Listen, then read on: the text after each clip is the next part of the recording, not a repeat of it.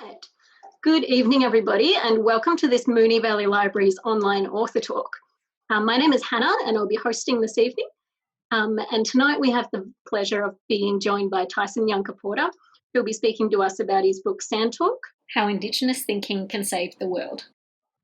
I'm broadcasting tonight from the land of the Wurundjeri Woi Wurrung here in the Kulin Nation. I'd like to acknowledge the traditional custodians of this unceded land. Moonee Valley is proud of its diverse community and acknowledges the contributions that all people make to this vibrant and inclusive municipality. And I'd like to pay my respects to the Wurundjeri spirits, ancestors, elders, and community members past and present who have taken care of this land, sky, and waterways for so very long before now. I'd also like to welcome any Aboriginal or Torres Strait Islander peoples who are here tonight, and thank you for being here.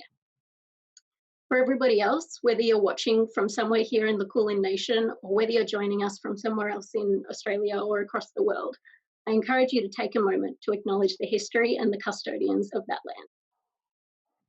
Tonight, I couldn't be more grateful to be joined by Tyson Yunkaporta. Tyson's an academic and a researcher at Deakin University here in Melbourne, and when he isn't lecturing, he's carving traditional tools and weapons out of tree bark, which is pretty cool. Tonight, Tyson's going to talk for about half an hour about his book, Sand Talk, and then we'll do a Q&A, which will go for the second half of the event. So while Tyson's talking, please submit any questions you have in the Q&A section, which you'll find a link to at the bottom of your screen. And we'll get to as many of those as we can in the second half of the talk. So without any further ado, I'd like to hand over to Tyson Yunkaporta. Hey, how you doing? Yeah, so I'm Tyson, so I'm from about 3,000 kilometers north of here. So I'm a long way from home, off country on Boonwurrung land here, with permission of Auntie Gail Dawson to be living in and doing my work here, near so many significant subterranean sort of sites. There's a lot of underground water near here, which is quite significant. Yeah, and I'm blessed to be living close nearby those sorts of things. Yeah, very good to be here. I'll be talking a lot about the topic of the book, which is basically a bit of pop science reverse anthropology, in which we imagine what it would be like to apply an Indigenous lens to the world at the moment, which is a bit of fun. Yeah, all kinds of people find that, amazing fun. Yeah, but unfortunately, being so far from home and on lockdown, and my university's been closed all year, I've been here in this chair, which I found on the side of the road, which is a pretty good bargain, I reckon. I've been stuck in this chair all year, working full time from home. My spouse is doing a PhD, and we're looking after two tiny babies at the same time. Yeah, so I'm a very long way from home, and I can't get back right now. And unfortunately, my Indigenous lens is broken, so it's got a crack in it. So I sent it off to the shop, and it's getting fixed. But that's 3,000 kilometers away. That's a metaphor, by the way. Yeah, apparently writers use a fair bit of metaphors and all that sort of thing. So there's one for you. I got a crack in my Indigenous lens right now. So, so I might have to talk about some other things. Like, I thought I might talk about cyclical fashions, and see what's in this week and what's out. So I hear trigger warnings are back, which is cool because I missed them. Anyway, if anyone's got any triggers, though, on a serious note, just flick them up in the thing there, the chat, and we'll see how we go with that. So I haven't got my Indigenous lens, but I do have these lovely $5 glasses from the chemist, and they pretty much work because now I can see the book. I might read you a bit of a passage from the book to sort of give you an idea of what the world might look like if you look through a holistic Indigenous lens, and looking at changing economic systems and all this sort of thing. It's pretty interesting. You do see a lot of things, and potentially you can make a lot of almost predictions if you're not limited by linear time in the way you look at things like that. So I'll give that a bit of a go. And usually these things are a lot richer and better if it's a bit more of a yarn and we have more back and forth. So I won't steal too much of this half hour, and we might just jump straight into the questions. So it's being steered in a direction that you'd like. How are you going? And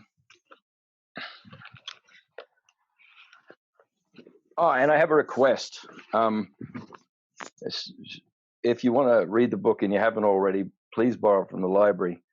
I kind of I didn't expect the book to sell this many copies, and nobody really told me what that would mean if it started selling a lot. And it does change your life quite a bit, and I'm not particularly enjoying the changes. So I just sort of have a request if people could stop buying it, and there must be enough copies out there so far. So just like borrow one from somebody else. Somebody you know will have a copy. Just read it when they're finished with it. Because if I sell too many more, I don't know, this just never ends. I've been doing this for over a year now, and I'm pretty much running out of steam. So, if you don't stop buying my book, then I'm going to have to start working really hard and get myself cancelled. Although that usually sells more books, doesn't it? You know, all those fellas, sis, you know what I'm talking about. You know, the ones who they get cancelled in America, and then they it's like they talk about how it's ruined their life, but it's usually the best thing that's ever happened to them. They usually get a book deal, and I was trying to help these people, and they canceled me, and and 1,000 disgruntled similar dudes buy their book. So maybe that's not the solution. I just ask is to pass the book around a bit. Share, please. Sharing economy. It's really good. So I'm going to read you a bit from this chapter called Lines in the Sand. Hey, double meaning. All right. So here it is. I am standing at the edge of a lagoon near the small town of Nyngan in central New South Wales, talking to Aboriginal children about their futures.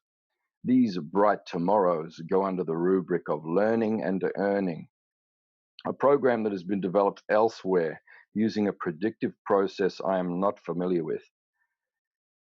I'm here to sell them that vision. I'm supposed to be a role model, telling them they can achieve anything if they work hard and show up and smile a lot.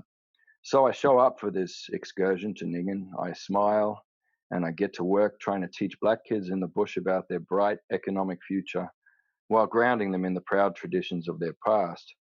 In the sand, I draw lines to represent the scene laid out before us across the lagoon and beyond. 3 lines representing the river, the old disused railway bridge, and the newer highway bridge. But you can't really understand those unless you understand the different eras and economies that used each of them as part of a supply chain. So, more lines are added to represent these elements. You also need to know what happened before that. If you map out all the relationships, you might see a pattern that represents the future, because all time is one time. But when I do that, the future I'm seeing and the future I'm selling are 2 different things. There is an old rusted fish trap on the bank, left over from mission times. Beside it, I sketch out the shifting economies represented in this vignette. Traditional river-based economy to mission economy, to riverboats transporting cotton and wool, to rail doing the same after the river was destroyed, to the highway with oil tankers and trucks filled with low-grade ore buzzing past. From settlement onward, locals in each era believed the system to be stable and planned their futures around it. They thought, we will farm sheep, and invested all their money and training and time in that, raising their children in it. They thought the incredibly abundant pasture would last forever, not being aware that these fields had been carefully cultivated by the Aboriginal people who were custodians of river country, and that the cessation of this custodianship, combined with the introduction of rapacious sheep, would destroy this resource completely, along with the topsoil. They didn't count on the industry becoming dominated by a few giants that would squeeze them out either. Economic refugees from that catastrophe thought, we will become shearers, and invested all their training and time and effort into that career, raising their children to follow the family trade. But the work was variable and not well paid. Some got jobs on the docks or on steamboats, shipping wool along rivers. Children had aspirations of becoming steamboat captains. We could all be steamboat captains if we work hard enough. People were trained and educated and built lives around this as though it would last forever. But when the scrub was cleared and the last of the topsoil ran into the river, it silted up and the steamboats stopped running. Railway, human ingenuity to the rescue. There were no longer as many sheep or as much wool. They planted out cotton and other things in the depleted soil, and they bought fertilizer on the trains to coax crops out of the dead ground. Copper was mined and transported. Children had aspirations of becoming train drivers. We can all be train drivers if we work hard enough. People were trained and educated and built lives around the rail and the cotton fields as though it would all last forever. But those train tracks now are twisted, rusted, abandoned. Years later, most had to admit that farming was not viable on this devastated land base, and they left in droves. So suddenly, there were agricultural towns in the region with a majority Aboriginal population again. With the alarming potential of these lands returning to their traditional custodians, policing became the only growth industry in the area. But the next layer of bridge and highway did well for a while. The last of the copper was doggedly scraped from the earth. Oil and gas were found further inland, and people became miners, riding a boom. Infrastructure projects for the mines would provide jobs forever. Children had aspirations of leaving school as soon as possible and earning more than the school's principal just by holding a stop sign in a mine. No particular skills or knowledge were needed. They bought jet skis and quad bikes and discovered new and exciting uses for the choked and muddy river. At the end of the mining boom, as construction jobs dried up and unemployment rose and interest rates fell, the next generation of infrastructure, towers with broadband signals, offered hope of new lands, cyberspaces to colonize. Children had aspirations of IT careers and moved away to the city where they served coffee and rubbed the bloated feet of baby boomers while finding entertainment, if not employment, in their electronic devices. In their digital ghettos, there were endless new worlds and resources to discover, and this too could last forever without limits, or at least until the rare earth metals required to power their devices ran out. I tell those children who are thinking of dropping out of school and getting technical training or trying for a job in a supermarket that these economies fall apart fairly regularly, and you don't want to be on the bottom of them when they do. I looked around at their faces, either blank or scared or angry, and I realized nobody wants to hear this. I need to show them how to read patterns and see past, present, and future as one time, and let them navigate the systems themselves. I take another group of young Aboriginal proteges in Western Australia on regular excursions, walking the countryside with Noel Nannup, who is a local elder here. He says things like, "It's going to rain in 12 minutes," and the kids time it on their phones and laugh in amazement when his prediction comes true. He predicts events like an annual emergence of flying ants from the ground, and then follows seasonal signals, winding through the bush with us to stop under a tree, then snaps his fingers, "Now!" as the ants explode out of the ground in that instant. What can I do with that? Say it's amazing and Ask him to tell the kids stories about growing up in the bush. Ask him to make us a damper and show us how to throw a boomerang and tell the kids they could follow their dreams and do anything. You're dead, Libras. Nah. I ask him to explain the patterns of his thinking in making predictions and discuss whether the kids could apply those patterns to contexts beyond the bush. So he shows them his process of pattern thinking and even shares how he uses it to follow stock markets and economic trends.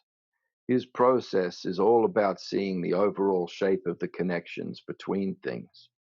Look beyond the things and focus on the connections between them, he says. Then look beyond the connections and see the patterns they make. Find the sites of potential risk and increase, like judging where the ball will go in a football game. All right.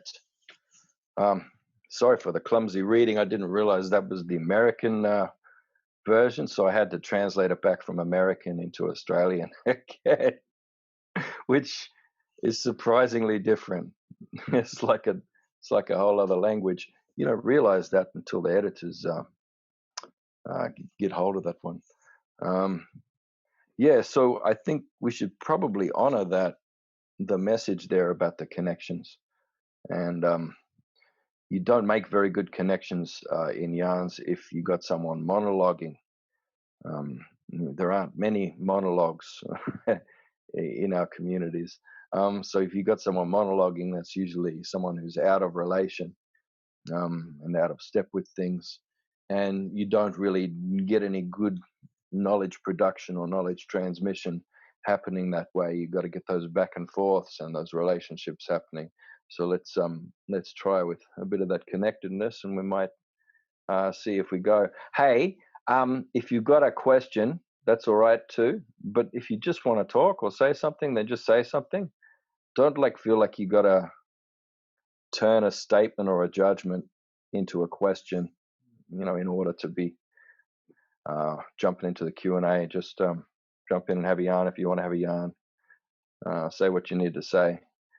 Does that sound good? That sounds good to me, Tyson. Yeah.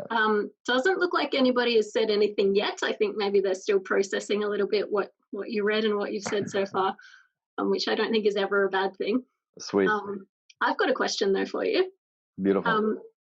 While I was reading, I've read your book twice now, just because I loved it, and I feel like there's just so much to keep thinking about. Like I'm not going to be able to read it ever without having new thoughts and questioning things even more deeply. But I wondered, like when you were writing it, who did you anticipate your audience being? What sort of person did you think would read the book? It was I talked to a lot of people and I listened to everybody. And I don't know, there aren't many groups of people in the world that I disrespect. Everybody's got a good story, and if you sort of set your offense aside for a minute and you're outraged that they're not exactly like you, then you can usually actually sit with them and find something in common with them. And you let your stories come alongside each other, and I guess that's what I prefer to do in something like this, is that yarn where the stories come alongside. So I kind of, it was just this big sort of combination in my head of sort of all the people I've ever yarned with, and I tried to keep it really as broad as possible.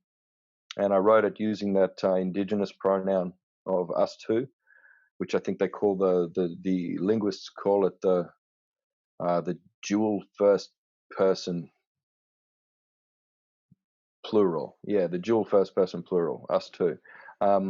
And so all our languages have something of that in it.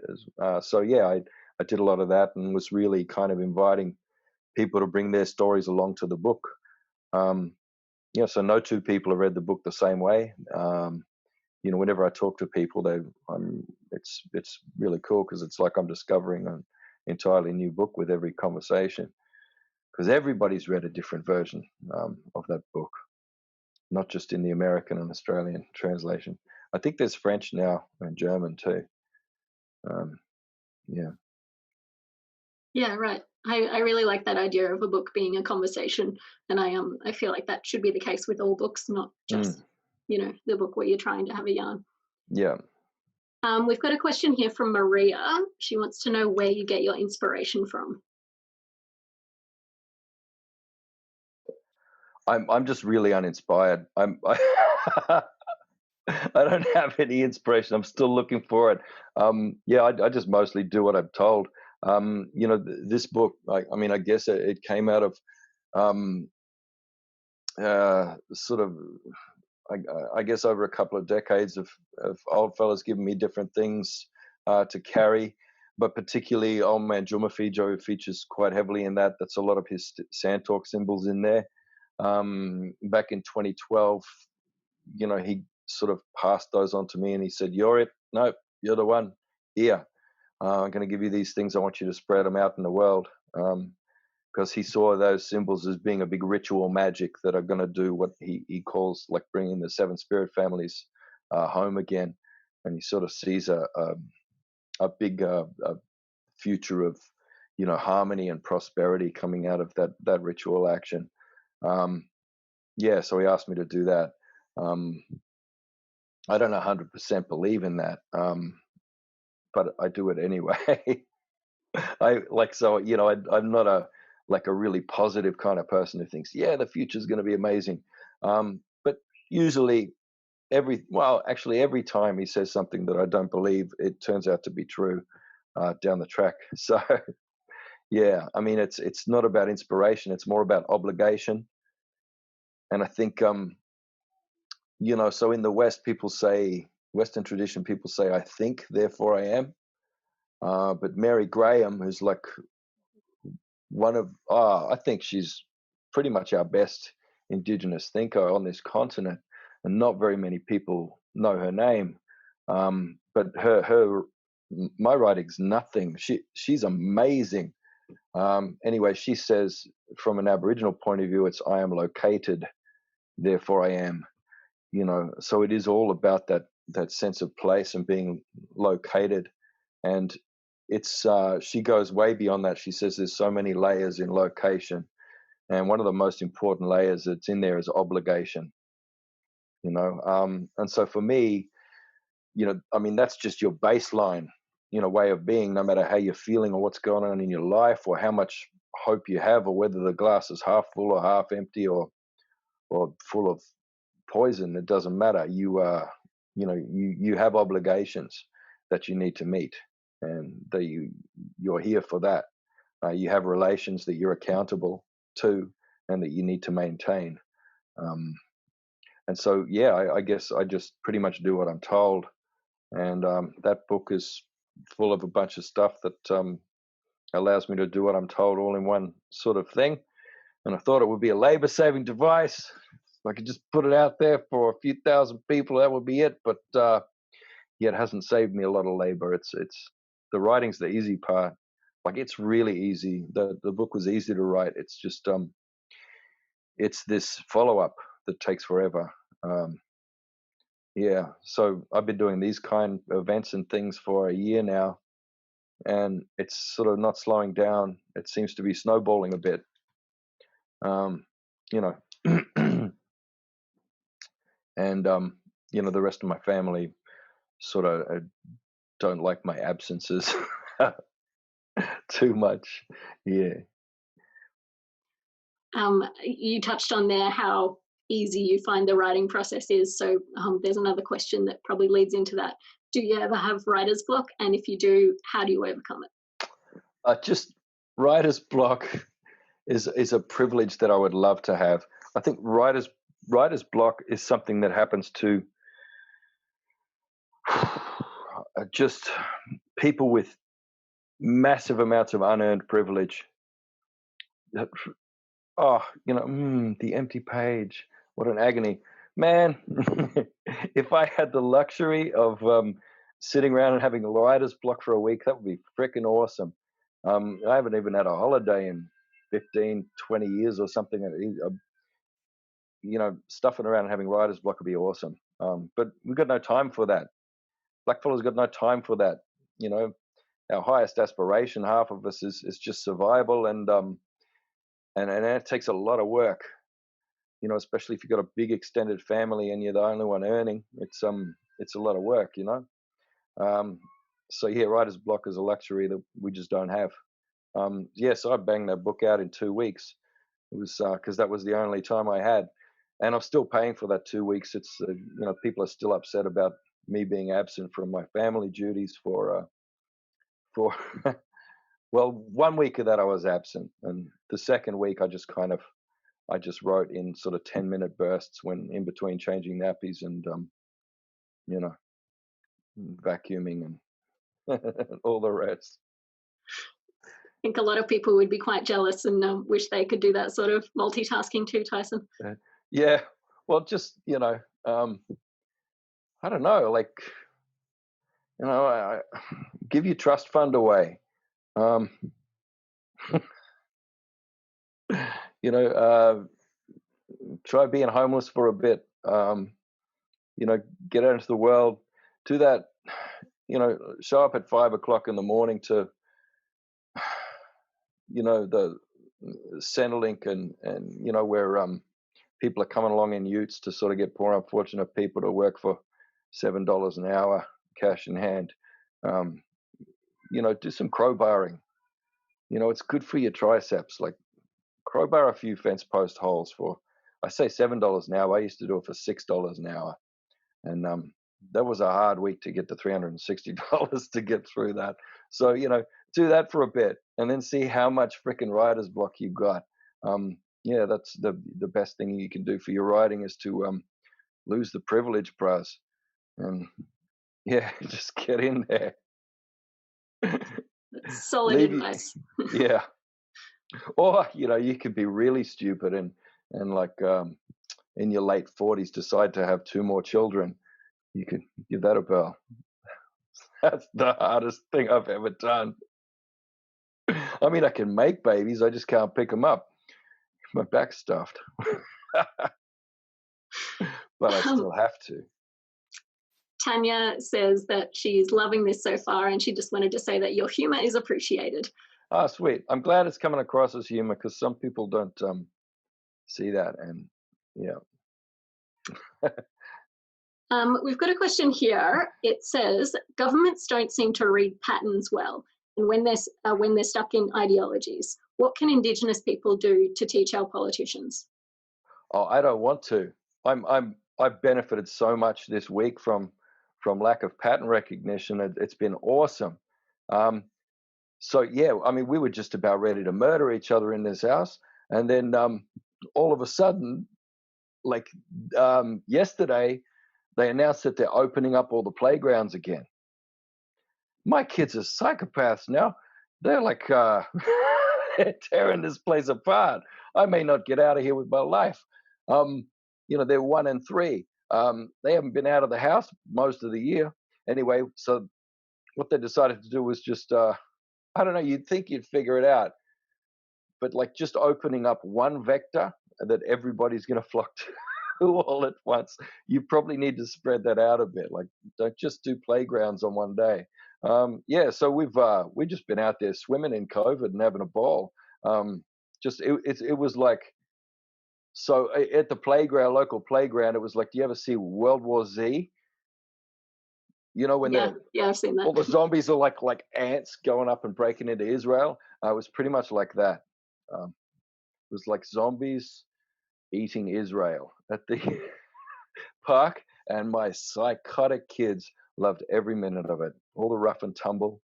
And so they've, you know, come home covered in microbes and happy as hell. And they might let us sleep through tonight, maybe half the night or something. That'll be deadly. Yeah, I could use that more than I could use a 2-week holiday at this stage. So yeah, I'm just loving the lack of pattern recognition. I'm not going to tell them how to do it. That's the spirit. I love that. Yeah. Having been raised to understand time as a linear concept, I'm really interested in the concept of all at once time. Can you explain this? Oh, what's your background in physics? I can do it that way. I can use a different. Do you know that first and second laws of thermodynamics? Lisa, who asked this question, do you know? Yeah. Let's assume most people here don't. Okay, all right, we'll go with that then. So the first law of thermodynamics is that basically that, pretty much nothing's created or destroyed. It just sort of changes form and moves between systems. And so if the universe and our world is just made up of these just infinite, self-organizing, overlapping, complex systems constantly exchanging energy and matter, transforming energy and matter and just moving it around. That's kind of the picture of that first law of thermodynamics. It's a bit more exciting when I say it than it sounds in the textbook, by the way. It's just that awesome poetics of it, I think, is what it is. The second law of thermodynamics is what creates linear time. The second law of thermodynamics goes, in a closed system, entropy increases over time. Entropy means simplification. So it's things breaking down from complex systems with lots of different nodes in it. They just kind of all start winking out, and it gets simpler and simpler and simpler until there's unification. So unification in a system means its end. And so Aristotle said that the principle of every change is its end. He called that the telos. And so, when they discovered the second law of thermodynamics, they got all excited about it. Because so apparently they can almost create a closed system. Not quite, but they can almost create a closed system or a simulation of a closed system in a lab if they can make a vacuum. So a closed system is a complete vacuum. There's nothing in it, and if there's something in it, then that'll break down really fast. And so that proves that time goes in a straight line. The only problem is we don't live in a closed system, and it's not really possible to have one anyway. So I suggested, over a number of thought experiments and a few different interesting non-traditional research projects, I came to the conclusion that the first law of thermodynamics was kind of like the law of first peoples. First law for first peoples. That infinite, interconnected system, transforming energy and matter and exchanging them across those systems. And that the second law of thermodynamics is pretty much like the law of the second peoples, second, third, fourth, fifth. So basically all the occupiers of the lands of the first peoples, the invaders, pretty much living under this second law of thermodynamics, and they're all constantly trying to create this illusion of closed systems, which is why they're obsessed with fences and walls and things like that. It's trying to keep out the elements, trying to slow down the exchange of energy and matter between different systems, and that this is what makes things entropic in civilizations. Civilization is a culture that produces cities that are on this operating under a weird curse of infinite growth models, and that sort of infinite growth models that produces entropy, and so that's what makes time run in a straight line for people. It's just this curse. Started not too long ago, a few thousand years ago. Someone thought that the idea of infinity could be represented with the image of a snake eating its tail, and I guess from a first people's perspective, or even a first law of thermodynamics perspective, that tail's going to eat itself. That snake is just going to eat itself. Like there's going to be nothing left. It'll just be a head, inside out, or something like that. So so I guess you could look at it from a perspective of physics. Anyway, I thought I come up with that idea of proposing the first law of thermodynamics as a more useful model of time, because then it will be more complex and holistic view of time, sort of comes more into line with the actual reality. But apparently Charles Darwin came up with that idea before me. Apparently he dabbled in physics. So, I basically, So I've got a doctorate from James Cook University, and I'm freaking basically just plagiarizing Charles Darwin in my academic career. So I'm just following the best people. It's awesome. Tyson, Eileen wants to know, what are some things that people misinterpret from your book, if any?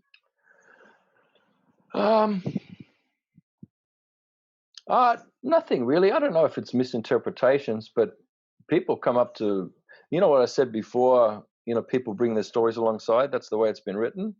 So basically allows, what do they call it in psychology, where you project what you need to project, like parent figures and stuff like that onto the counselor. Anyway, that kind of projection. Someone can type it up so I can remember it. It's one of those words that flies out of your brain. Transference, yeah, it's kind of a transference tool. So people are able to sort of project their stories into the book, and so they read those in there too. And they come up to me and they say, "Oh man, I love that part about the swastikas or whatever." And I'm like, "Ah, yeah, I like that bit too. I didn't write anything about swastikas there, but too deadly." I mean, I think that's something weird about me, is that I've just always been this thing, this ambiguously non-white sort of Steiner doll, like just tottering around in the world that people can project whatever image they want onto me. So it's, of course, that's going to come across in the writing, which is pretty handy. I always thought I'd never thought about that as a marketable skill before. I always thought it was a handicap. Because I tell you, people get angry with some of the stuff they need to work out, their issues. They can project some things onto you, which can give you a few mental and physical scars over the years. But yeah, that's I don't sort of see anything as misinterpretations. I see it as people bringing their stories, amongst our stories, and having them all nicely sit together, even if they're contradictory, even if there's conflict and tension between the stories, they still sit together nice, And it's that aggregate of stories. It's in the aggregate that you find something approximating the truth. Not completely the truth, because I'm not sure that it actually exists. That sort of positivist, sort of empirical reality that we just haven't found yet. That one story to rule them all, that unified field theory. We're finally going to all come together, one world, one language, one custom, one belief, one God, and we're going to unite under that one story, and there will be peace for 1,000 years. All that kind of thing. That's not good, because what you know from the second law of thermodynamics is that simplifying a complex system actually produces entropy and destroys that system. So I guess that's one good thing about the second law of thermodynamics. It gives us a bit of a warning, like, keep your diversity happening, cuz geez, can you please listen to some other people? The people like who have similar algorithms to you on Twitter, the people in your echo chamber, you just parroting their words and liking their stuff and retweeting it and all that sort of thing is probably not the best idea if you want to maintain some kind of complexity, maintain creation in some semblance, some kind of thought, some kind of meaning making in the middle of the meaning crisis. You should probably start talking to some other people and let their stories sit with yours for a bit and just enjoy them sitting uncomfortably together and see what kind of innovations fall out. Shit, that's what Uber is, man.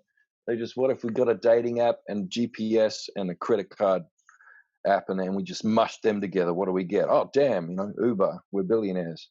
Sweet. So, if you want to get rich, freaking listen to people and try mashing some ideas up. Mashups are coming back. That's another cyclical thing. Yeah. Sweet. I hope the Pitch Perfect movies come back and they do a number 4, because I love that stuff. I love the Pitch Perfect movies. I've seen them about 50 times. Not the third one though. The third one was crap, but the first 2 were alright. The first 2 were great. I agree. Yeah. We've got a comment here from Brian.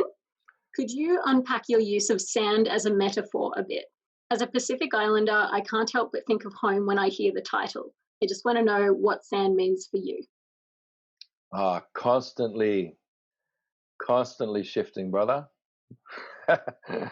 Constantly shifting those sands. But yeah, there's a lot of different sand stories in that book. Sand is the biggest resource on the planet at the moment. And yeah, one of the big stories in that for a chapter, and I carved that on the boomerang when I was trying to get across complexity.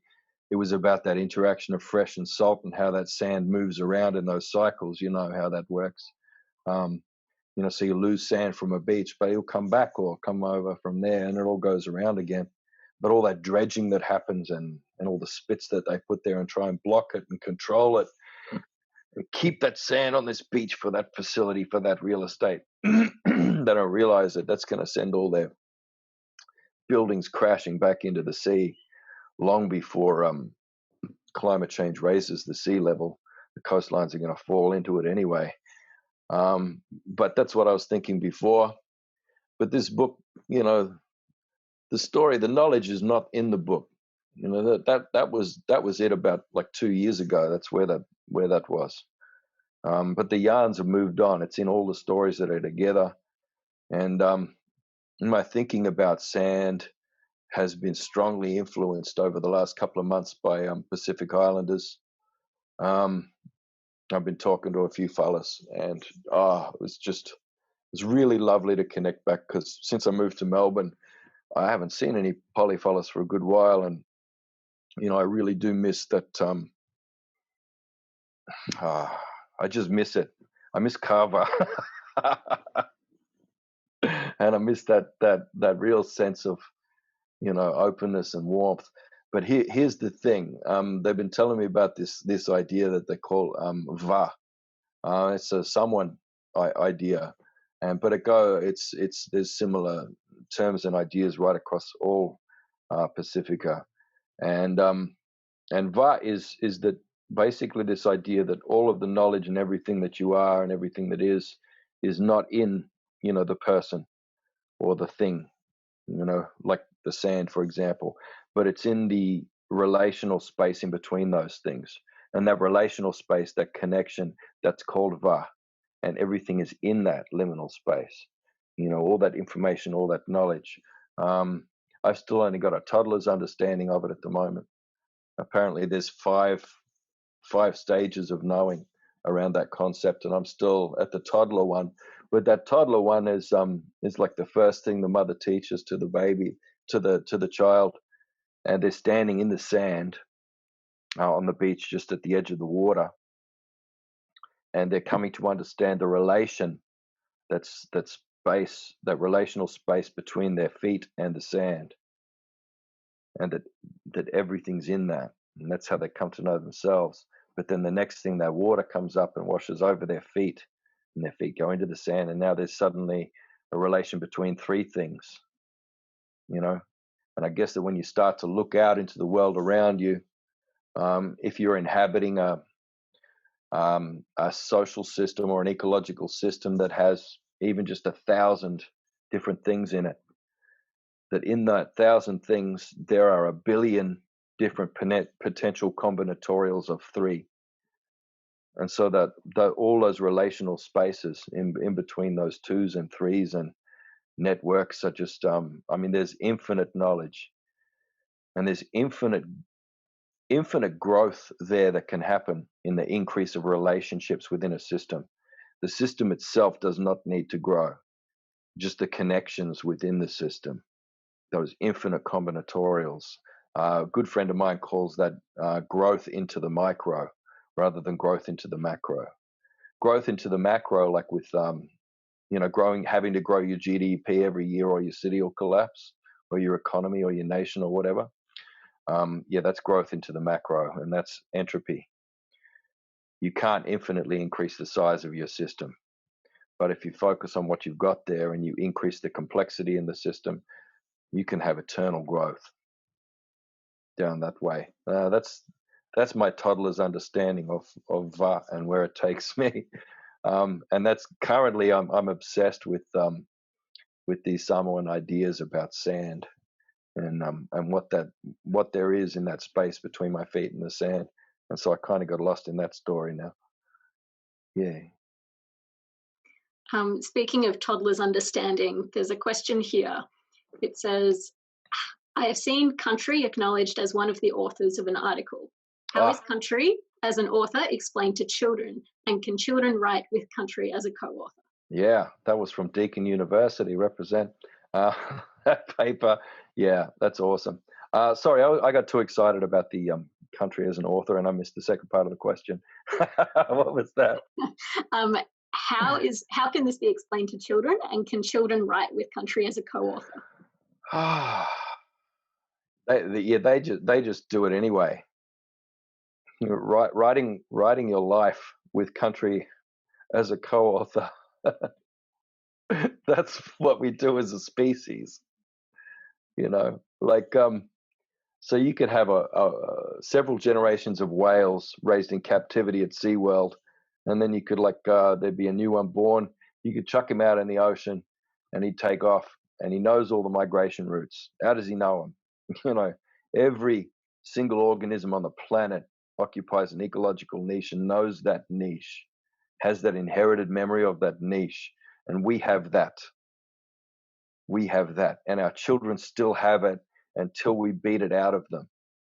Our children have to be domesticated like feedlot pigs before they lose that. And all of us grown people who've lost it to some degree or other, and this is even First Peoples, now we're all under this blanket of liberalism. I'm more worried about liberalism than I am about colonialism. I'm more worried about I'm more interested in decivilizing than I am in decolonizing. There's plenty of places have decolonized and just taken up the whip themselves, you know. Pretty much, I can't think of an example of a decolonized country that hasn't done that, you know. They all keep perpetuating those mistakes. We become domesticated, you know, we become civilized, you know, we lose that ability to co-author reality, co-author creation, you know, in partnership with the land. But our kids have it. My kids have it right now. After about their second or third year of schooling, they won't anymore. That'll be gone. So yeah, we're the least qualified people, adults, to teach children how to do that. I think if we could teach ourselves not to flog it out of them, then that would probably be a good start. There's another question here that's sort of related to teaching. It's from Tanya. She says she's a pre-service teacher, and they've recently focused on your 8 ways pedagogy. How do you feel about this being so widely used, and was that your intention? No. Oh God. Look, I've done.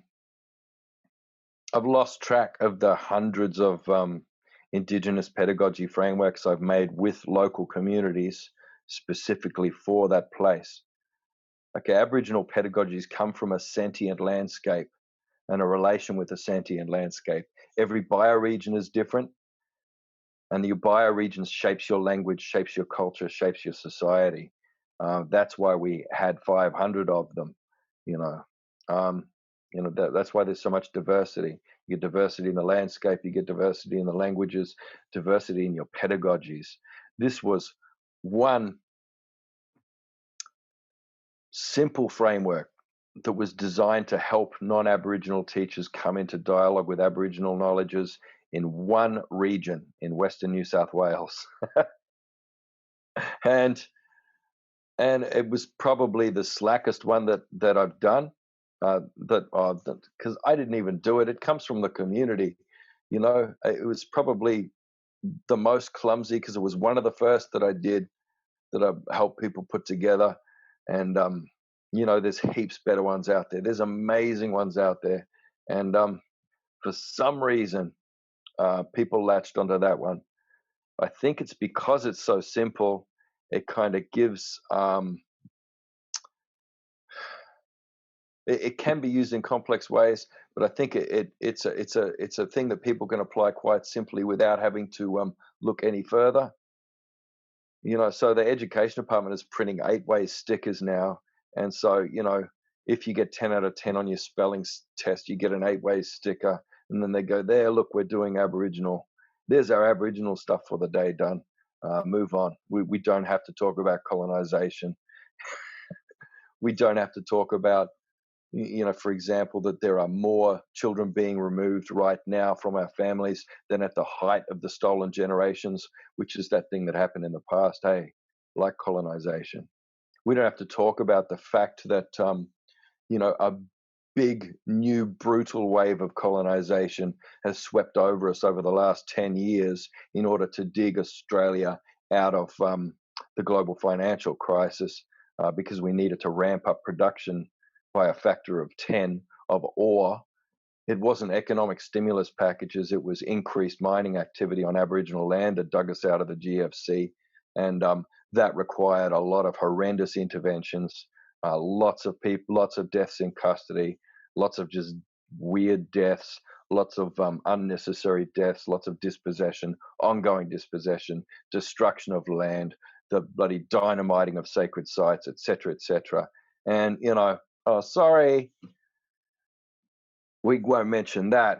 We'll hand out some stickers from Tyson's thing and make almost every blackfella on the continent hate his guts because he's ruined any chance of any Aboriginal content entering the curriculum ever.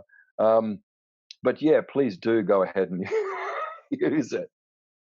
Not to mention the next 10 years, now that it's not even a global recession, but we're going to get a decade of global depression, and we're going to have to ramp up ore production and the exploitation of Aboriginal resources on Aboriginal land, not by a factor of 10, but by a factor of 1,000, to try and dig us out of this economic mess that, frankly, we're not going to get out of. This is the death throes of a civilization, but they're going to give it a good shot, and we are going to get flogged, and nobody knows what's coming. And it's a tragedy. People think things are getting better because, you appoint a blackface to a board of directors or something like that. And, oh, look, we've got an Aboriginal middle class now. Things are getting better. Oh, people can walk down the street without getting spat on, except for in Perth. If you're in Perth, you're definitely going to get spat on from a moving car, and that will definitely be a ute. And that will be once a week. Because the closer you are to a mine, the bigger arseholes you get. And we're not going to put that in the curriculum, God forbid.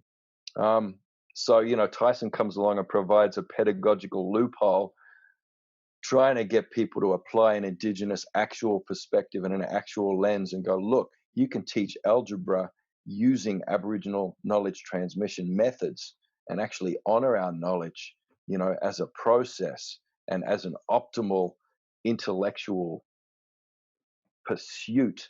And as a method of inquiry, we can actually apply these things. Instead, they get a sticker on their spelling test. That's not to say some people aren't applying it with rigor and doing amazing work with it. They are. But there's just as much just tokenism and airbrushing and buggery going on in schools all over Australia. And that's my fault, and I apologize for it. There's heaps better pedagogical models out there, and the best ones are local ones. If you're looking for a general one, that was why I put those that idea of those 5 different kinds of minds in the book, because they're ones that I found in common for Indigenous people all over Australia and through the Torres Strait. Those 5 ones there. They're very broad, very general, and they'll probably take different shapes in the different places where you apply them. And I'm getting a lot of feedback from First Nations people in the US and Alaska and New Zealand and all around the planet who are saying that pretty much aligns with their way as well. Oh, yeah, that's mana, bro. Yeah, that's my whakapapa. And I'm like, what, you swear my family? And then there's a big fight. Anyway, yeah. We've got 3 minutes to go. That's gone really quickly. Oh, damn. You shouldn't have got me on 8 ways. There are 11 more questions here, and they're all really good. I'm happy to go over time if you need to. Yeah, if you want to do that, we can go for some more. Yep. All right. Tim says, do you agree that colonization was the apocalypse for Indigenous people? And can Indigenous perspective, help the colonizing people avoid their own climate apocalypse? It's a big question. Colonization is, like present tense, always was, always will be. It is an apocalypse, but I'm not saying the apocalypse. It's an apocalypse. We've been through heaps, you know. We've been through ice ages that were worse than this. We've done it before.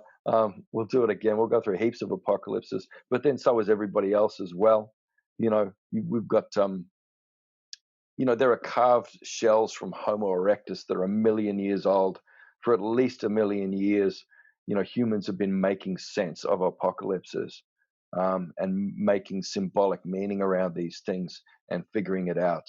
We've been the custodial species of this planet for longer than you can frickin' imagine. And what, the last 5 minutes of colonization is supposed to scare us? Ha! Just another apocalypse. It's just another Thursday. Bring it on, bros. See how you go. You know, I know we're all going to have lighter skins at the end of it for a while, but, you know, yeah, adaptation. And, you know, my mate Charles Darwin, he'll tell you about, you know, evolutionary fitness, landscapes and surfaces and such. And, yeah, you know, select out for more melanin over time as it gets hotter, and you know, we'll all be black again, and so will all of you.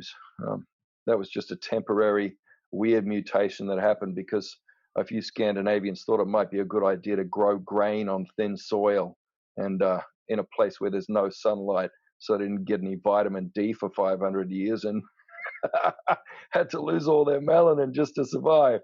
It's a really temporary blip. And I think white people are a very small percentage of the global population anyway. And when I say white people, I don't mean like settlers and invaders. I just mean people with fair skin, you know, which is me, which is, you know, half a Warrnambool bull. Hey,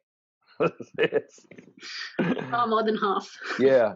I do look forward to a point in 500 years when I can look in the mirror in the morning without going, oh my God, is that what I look like? Jesus. Anyway. Andrew would like to know. I think so. I think that was a good answer. Andrew would like to know, what are your thoughts on obligation and accountability for country and all that means in the for all of the Australian community?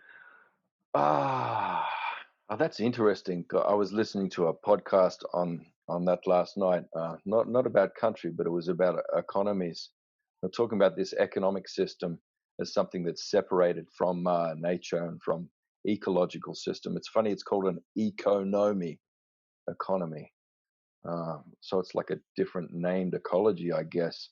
Anyway, it's a weird one. Economies are about incentivizing human populations to do the right thing and to follow what they're supposed to be doing as a custodial species.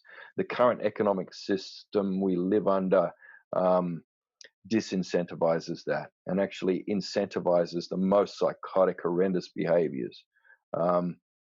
So there is currently no economic incentive for us to meet our obligations to country. And in fact, there are huge, massive disincentives for us to meet our obligations to country. And those of us who are doing it or attempting to do it are being quite flogged for it. You know, yeah, if you're someone who's genuinely fulfilling their obligations to country, then you're almost certainly going to die in the rain on the side of the road. That's where you're bound. Yeah. So I don't know how, I mean, yeah, I know how we would do that if we were out of this system, but if we were out of this system, I wouldn't need to tell you how to do that because we'd just be doing it. You know, we're not being pricks because we've lost our way. We're being pricks because it's of the invisible prick of the marketplace is kind of pushing us in that direction quite vigorously. We don't have much choice, you know. If we do meet our obligations to country, we're dead. So I guess once we remove that or it plays out and finishes, then yeah, we'll just get on with it. Like that baby whale released into the ocean. He knows where to go. he knows how to get to Alaska and then come back around Tasmania and get under that ice and eat a bunch of plankton. He knows how to do it. We'll get back to it. All right. I think we'll do 2 or 3 more questions. This is a nice topical one. Is Black Lives Matter also turning into tokenism? Everything is within 3 minutes of becoming a thing. If you give something a name, it goes.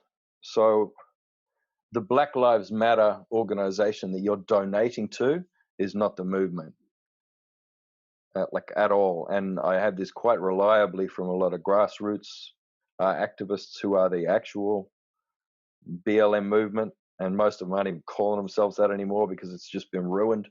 It's basically, every anarchist with a trust fund in Portland is bloody flipping over cars and bloody giving everything a bad name at the moment. And it's, I mean, Jeff Bezos is, slapping us up a poster and I'm standing with Black Lives Matter and all that sort of thing. Pick up that box, boy, or you're fired.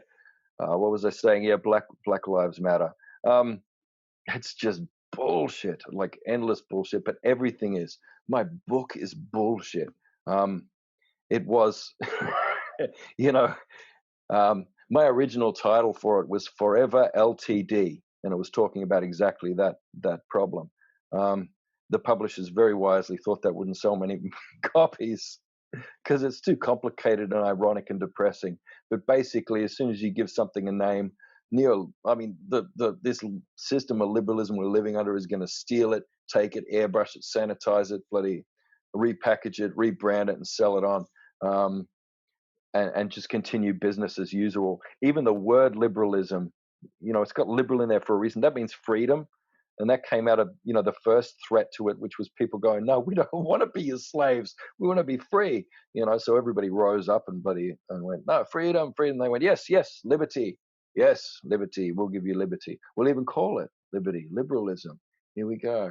And then off they went and kept enslaving us all. Everything is tokenism. Even like the branding of our identities that make us sit around going, haha, that like only white people can do tokenism. Aha, that's tokenism. Aha, that's tokenism. We're sitting from within an identity, an individual, airbrushed identity that's just become, a source of social or cultural capital to leverage against white guilt for 5 minutes. And it's not even a real identity half the time. We're just endlessly repeating slogans and impurity testing each other and stuffing around and stuffing around and stuffing around while the world burns. Everybody does tokenism. Me more than anything. Do you know how many years I spent in my youth, like as a boy, playing the didgeridoo? What freaking business did I have playing the didgeridoo? I just thought it made me look blacker. It's just, tokenism's just endless. Anyway, we'll the next question. Let's make this the last question, I think, because people are starting to drop off. What's the main message you'd like to convey to readers with Sand Talk? I don't have one. It's just a yarn. I guess, workable models of reality that work in some contexts are usually comprised of aggregates of stories. I guess it's looking at what true diversity is. True diversity of identities, ways of being, landscapes, everything else, ways of thinking. You get that true diversity going and you learn what that is. Things will go a bit better. It's a very effective way to summarize. I'm impressed. Elevator pitch. Yeah, that's right. All right. Well, thank you so much, Tyson, for your time. You've been really generous with your time and with your knowledge and your ideas and your thoughts. And I really appreciate it, as I know all of our audience do tonight. So thank you. No worries. And thank you to everybody who's tuned in. Thank you to everybody who contributed to the Q&A, and I'm sorry for the questions we didn't get to. There's some really good ones in there, but maybe read the book again. Maybe you'll find an answer. And thank you also to Anthony, my colleague, who's been sitting on the back end looking after our tech tonight.